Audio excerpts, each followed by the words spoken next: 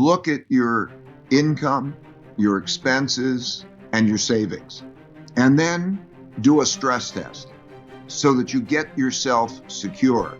If you were to lose your income, or if the income were to fall beyond a certain level, and you play that out, how long can you live in an acceptable lifestyle? And do you have a savings that is adequate for that? Three most important circumstances that existed before we had the downturn, which was caused by a pandemic, but any downturn would have produced the same results. The three most important things that are happening in the world now are that we're at the end, late in a long-term debt cycle in which central banks cannot control monetary policy the same way. They can't lower interest rates. They can't get money to a lot of people who need the money in the traditional way. So just like in 1929 to 1932, there was a debt crisis that came as a result of an excessive amount of debt in the boom years. And then when you have that in 1932, we hit zero interest rates.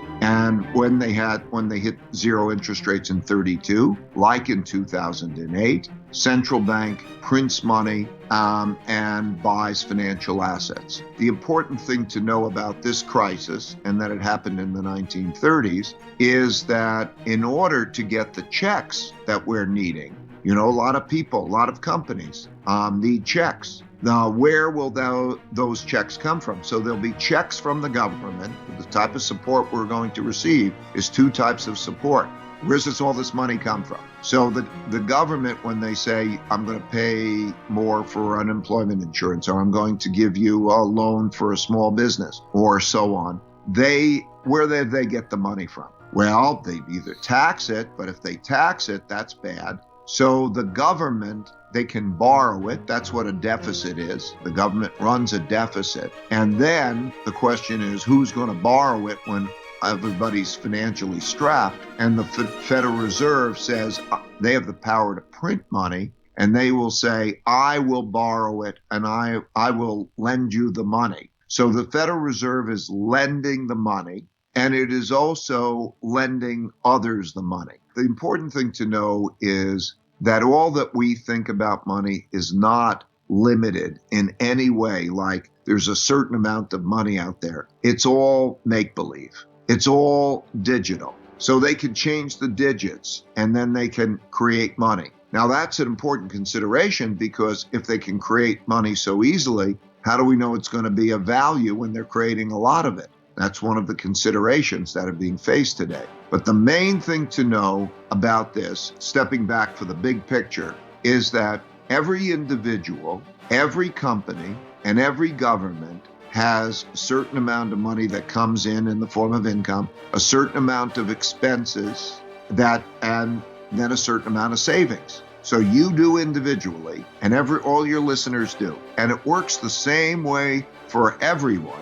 So that if their income falls and they less than their expenditures, they're in trouble unless they have a good saving. And then they go to the savings. So all around the world, there are lots of entities that are in trouble in that way. So the government, two parts of the government, the U.S. government, two parts, want to give checks to people. Now, it's difficult to decide who gets it, who doesn't get it. But if they don't give checks to people or to companies, those will go bankrupt because they may not have enough savings. So you saw J. Crew went bankrupt.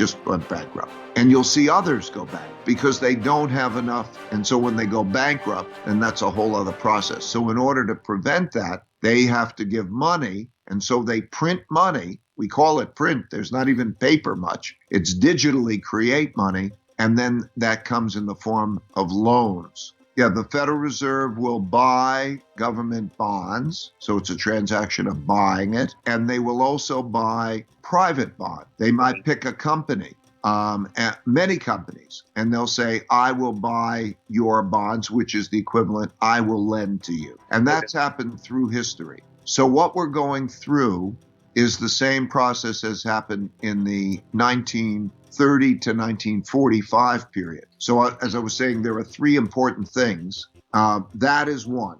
The second is large wealth gap. Third is that we have a rising power in the form of China emerging to compete or challenge the United States leadership. So when you have these three things together, it's a challenging mix, and it's happened repeatedly. Less effective monetary and credit system makes it, they have to print a lot of money, can threaten the value of money. Second, when you have a large wealth gap and you have an economic downturn, people are more inclined to have conflict. So how that's dealt with, we're going to reconsider how we're going to, that wealth will be divided, and that'll change taxes and relationships. And then the third is we're no longer in a world order where the United States is the only dominant power. These three things existed, and the most important things existed. And then we had the downturn in terms of the virus.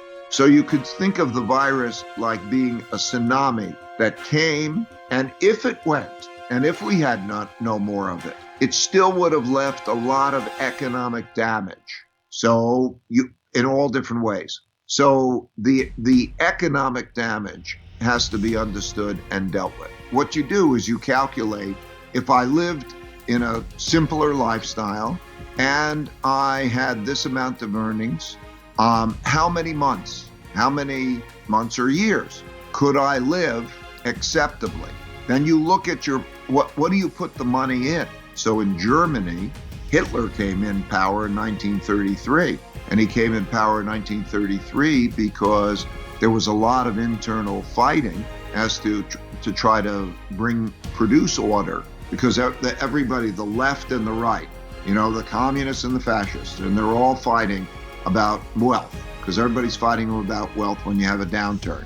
And then they were democracies. 4 democracies existed then that chose not to be democracies because they became so disorderly that they wanted some strong leader to take charge and run the country.